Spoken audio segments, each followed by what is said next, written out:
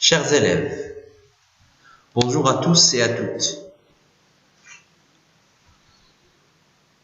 Aujourd'hui, nous allons présenter une séance de production écrite qui concerne le thème de la peine de mort. L'objectif de cette séance est d'écrire un texte argumentatif. Le public visé, c'est la première année bac, sciences économiques. Maintenant, nous commençons.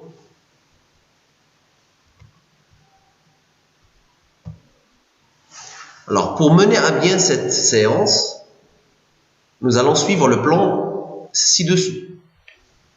Premièrement, comprendre le sujet. Deuxièmement, collecte des arguments. Troisièmement, élaboration du plan. Quatrièmement, rédaction. Et enfin, une auto-évaluation. Voici le sujet de départ. Alors, chers élèves, il est très important de lire le sujet plusieurs fois afin de le comprendre. Je vais lire. Pour beaucoup de personnes, la peine de mort reste une sentence barbare. Développez votre point de vue dans une quinzaine de lignes en vous appuyant sur des arguments et des exemples précis de votre choix. Alors, je vais relire. Pour beaucoup de personnes, la peine de mort reste une sentence barbare. Alors, dans un sujet de production écrite, surtout au régional, il faut d'abord relire plusieurs fois. Ensuite, il faut souligner les mots-clés. Comme vous pouvez le constater, le sujet de la production écrite est la peine de mort. Donc, le premier mot à souligner, c'est la peine de mort. Nous avons deux autres mots, sentence et barbare. Alors, pour ce qui est du premier mot, la peine de mort, donc la peine de mort est une peine appliquée sur des gens commettant des crimes horribles. Par exemple, le parricide, les tueurs en série, les terroristes, etc. Pour ce qui est du deuxième mot, le mot sentence, c'est un jugement, un verdict. Alors, pour ce qui est du troisième mot, barbare veut dire inhumaine et sauvage. Donc, le thème principal de ce sujet, c'est la peine capitale. Maintenant, la deuxième démarche qui concerne la compréhension du sujet consiste à dire, ou bien à poser cette question, quel type de texte vais-je écrire? Donc, bien sûr, il s'agit d'un texte argumentatif, puisqu'on vous demande de donner votre point de vue. Alors, c'est un texte argumentatif. Lorsqu'on parle d'un texte argumentatif, il nous vient à l'esprit qu'on doit utiliser des pronoms comme on et nous. On peut aussi utiliser le pronom personnel je. Aussi, il faut se poser cette question, s'agit-il d'un plan énumératif? Par exemple, est-ce que je vais être pour ou bien être contre? Ou bien d'un plan dialectique en deux parties, c'est-à-dire pour et contre.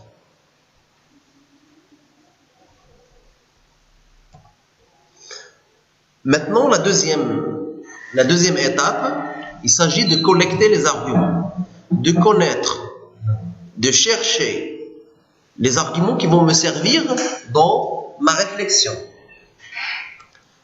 Bien sûr, il faut tracer un tableau pour les arguments pour et les arguments contre. Et à partir du moment que je vais avoir des arguments, ça dépend de la disponibilité des arguments.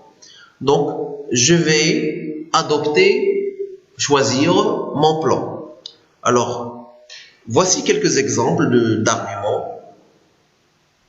On va commencer par les arguments pour la peine de mort. La peine de mort donne l'exemple. Deuxième argument, elle évite l'anarchie. Troisième argument, certains criminels ne méritent pas de vivre, à l'instar des pédophiles, des parricides, des tueurs en série, etc.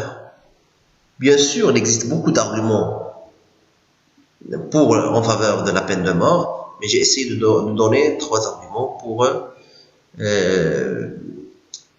être un peu opérationnel. Maintenant, pour ce qui est des arguments contre la peine de mort, la peine capitale est une sentence injuste. Deuxième argument, la peine capitale, bien la peine de mort, fabrique des criminels. Pour vous aider, j'ai donné cet indice. Donc pensez au Frioche. Le Frioche est un personnage présenté par Victor Hugo dans le chapitre 23e pour donner un exemple des conséquences fâcheuses de la peine de mort. Alors, troisième argument, les juges peuvent se tromper, c'est-à-dire les juges ne sont pas toujours infaillibles. Or, alors dans ce cas, c'est-à-dire dans le cas de la peine de mort, la faute est irréparable. Donc, après avoir collecté les arguments, je choisis le plan que je vais adopter dans ma rédaction. Maintenant, passons à la troisième étape. Élaboration du plan. Bien sûr, toute production écrite doit comporter une introduction, un développement et une conclusion. Donc, pour ce qui est de l'introduction doit comporter 3 étapes. Premièrement, amener les sujets. Qu'est-ce que ça veut dire amener le sujet? Il s'agit de présenter le thème sur lequel porte la production écrite. Ici, nous avons la peine de mort. On peut la définir.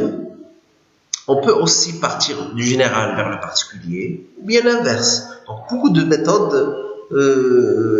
La méthode est laissée à l'élève pour amener le sujet. Par exemple, on peut dire l'homme a créé des lois pour se protéger. Parmi ces lois, nous avons la peine de mort. Ou bien tout simplement définir le sujet. Par exemple, la peine de mort est une sentence prévue par la loi pour prévenir le crime ou bien pour punir un coupable jugé dangereux. Deuxième étape, poser le problème. Donc, poser le problème, c'est très facile. Il s'agit de reprendre le libellé, le problème posé dans le libellé du sujet. Ou bien le paraphraser.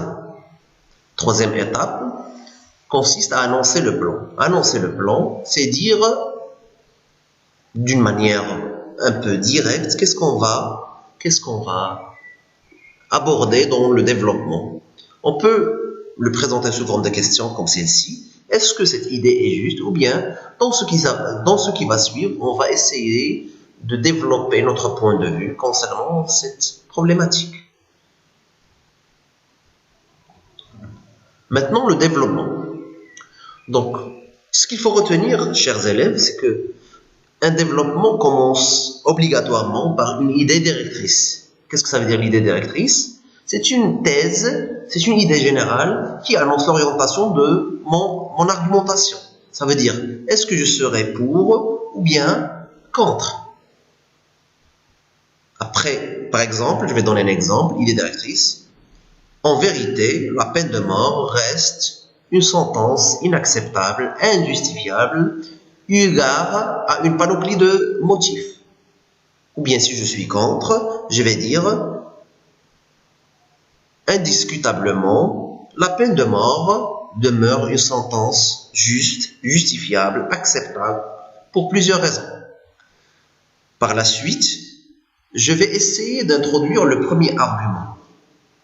Bien sûr, avant d'introduire l'argument, il est préférable, bien il est indispensable de commencer par un connecteur logique. Soit un connecteur logique énumératif, d'énumération, comme d'abord, ensuite, enfin, ou bien commencer par un connecteur logique comme en effet, puis expliquer. Ce qui est important, c'est de relier les arguments par des connecteurs logiques pour permettre au lecteur de savoir si votre argumentation est bien cohérente.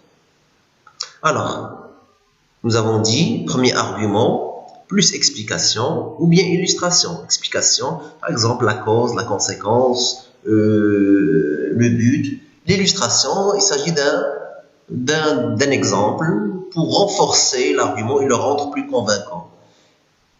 La même chose pour l'argument numéro 2, explication ou bien illustration. Argument 3, explication, illustration. Ce qui est très important dans le développement, chers élèves, c'est que il faut être convaincant. Et les arguments doivent être pertinents et cohérents. Maintenant, passons à la troisième étape. C'est la conclusion. Donc la conclusion doit être aussi bien travaillée parce que c'est la vitrine de votre production écrite. Elle comporte elle aussi 3 étapes. Premièrement, la synthèse. La synthèse est un petit résumé, un récapitulatif de ce que vous avez dit dans le développement. Si vous étiez pour, vous allez montrer que vous étiez pour. Si vous étiez contre, vous allez montrer que les arguments que vous avez développés dans le développement sont contre, s'avèrent dangereuses, nuisibles. Ou bien si vous avez écrit une production écrite en 2 parties, vous allez montrer que par exemple ce sujet a autant d'avantages que d'inconvénients. Deuxième partie de la conclusion, c'est mon point de vue. Donc à cette étape-là, il faut annoncer clairement votre point de vue, il faut trancher. Pour cela, il y a plusieurs moyens linguistiques à utiliser, par exemple, à mon avis, pour ce faire. Je m'excuse. À mon avis, pour ma part, personnellement, selon moi, très bien. Et puis, on répond directement à la question. Je suis pour, je suis contre, ou bien je réponds par une phrase nuancée. Certes, par exemple, la peine de mort a beaucoup d'avantages, mais elle reste gauche, aveugle et fatale. Alors, pour finir, troisième étape de la conclusion, c'est l'ouverture. Donc, l'ouverture est une étape très importante dans la mesure où l'élève montre qu'il est non seulement capable de donner son point de vue à propos d'un sujet, mais qu'il est capable de le dépasser en ouvrant le sujet à d'autres perspectives. Donc, bien sûr, les moyens pour ouvrir un sujet, nous avons d'abord, par exemple, le fait de donner des injonctions, c'est-à-dire donner des conseils. Voilà pourquoi il est grand temps que la société se mobilise pour arrêter cette peine, ou bien apporter une citation, par exemple. Cela dit, on répétera à la suite de Victor Hugo que ouvrir une école, c'est fermer une prison, pour montrer qu'il est très important de se focaliser sur l'éducation pour prévenir la criminalité tout entière. Ou bien, tout simplement, on pose une question. Par exemple, au terme de cette réflexion, une question s'impose. Quels sont les moyens que la société doit utiliser pour prévenir le crime? Maintenant, on passe à la 4e étape. La rédaction, c'est l'étape de concrétisation de ce qu'on a travaillé. Donc, bien sûr, cette production écrite est proposée à titre d'illustration, à titre indicatif. Bien sûr, elle demeure perfectible. L'introduction, bien sûr, on a essayé de respecter les étapes qu'on a présentées précédemment. Donc, la peine de mort est un jugement prévu par la loi afin de punir un criminel dangereux. C'est amener le sujet. Maintenant, on passe à la 2e étape de l'introduction. Or, pour beaucoup de personnes, la peine de mort reste une sentence barbare. C'est la problématique. Alors, est-ce juste? C'est la lance du plan. Le développement.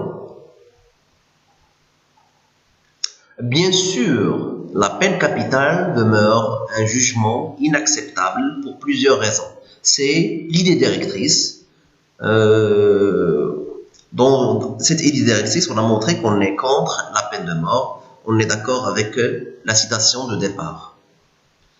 Après avoir présenté l'idée directrice, on commence par un connecteur logique de classification. D'abord, elle constitue une atteinte grave aux droits de l'homme, notamment, c'est-à-dire par exemple, le droit à la vie. Ensuite, la peine de mort fabrique des délinquants. Délinquant veut dire criminel. L'exemple le plus significatif est celui du Frioche dans le roman à thèse Le dernier jour d'un condamné de Victor Hugo. Après l'exécution de son père, cet orphelin, c'est-à-dire le Frioche, devait voler pour vivre. Deuxième argument. Enfin, troisième argument, les juges peuvent se tromper. Or, dans ce cas, la faute est irréparable. Conclusion. Donc, bien sûr, la conclusion commence par un connecteur logique. Par exemple, en guise de conclusion, en définitive, en somme, bref, etc. En guise de conclusion, on déduit que la condamnation à mort s'avère un châtiment inhumain. Inhumain, c'est un résumé du premier argument. Nuisible, résumé du deuxième argument, et fatal, résumé du troisième argument. Personnellement, je pense qu'il faut abolir cette peine. Point de vue. Ceci dit, une question s'impose. Quelles sont les causes de la criminalité? En guise d'ouverture. Après avoir porté mon texte dans le brouillon, et avant de l'écrire sur la feuille de l'examen, j'essaie de faire une auto-évaluation pour me permettre d'affiner le plus possible mon texte. Alors, ma production écrite a-t-elle respecté les critères d'évaluation suivants? Donc, les critères d'évaluation sont proposés à titre indicatif, à titre de contrat entre l'élève et le correcteur dans l'examen régional. Il figure en bas du sujet. Donc, premier critère, est-ce que j'ai respecté la consigne? C'est-à-dire, est-ce que j'ai parlé de la peine de mort? Deuxième critère, l'organisation du texte. Est-ce que ma production écrite comporte une introduction, un développement et une conclusion? Troisième critère, mes arguments sont-ils pertinents, c'est-à-dire sont-ils convaincants, sont-ils précis, concis et cohérents? C'est-à-dire, est-ce qu'ils sont enchaînés? Est-ce que les arguments que j'ai présentés sont cohérents avec l'idée directrice? Les arguments que j'ai présentés, par exemple, est-ce qu'ils sont pour et l'idée directrice, est-ce qu'elle est pour? Je ne peux pas, par exemple, dire que la peine de mort est une peine injuste et je vais dire car elle permet de réduire le crime. Non. Donc, l'explication est incohérente avec l'argument. Et ainsi de suite. Par la suite, je me pose aussi la question, est-ce que j'ai respecté le critère de la correction de la langue? Est-ce que ma langue est correcte? Est-ce que j'ai écrit dans un français standard, bien soutenu? Ai-je respecté la grammaire, la conjugaison, l'orthographe, les S, le lexique approprié, etc. Enfin, est-ce que ma présentation est bien séante? C'est-à-dire, est-ce que j'ai des paragraphes dans lesquels j'ai commencé par un alinéa? Est-ce que l'introduction dans un seul paragraphe? Est-ce qu'on a débuté l'introduction par un alinéa? La même chose pour le développement, la même chose pour la conclusion. Est-ce que j'ai commencé par une majuscule à chaque fois? Est-ce que j'ai donné des majuscules en nom propre? Et est-ce que j'ai respecté la ponctuation? Après avoir effectué cette auto-évaluation, je peux commencer à écrire ma production écrite dans ma feuille d'examen, dans la feuille d'examen. Merci pour votre attention. Ce travail a été réalisé par le professeur Yassine Benhida.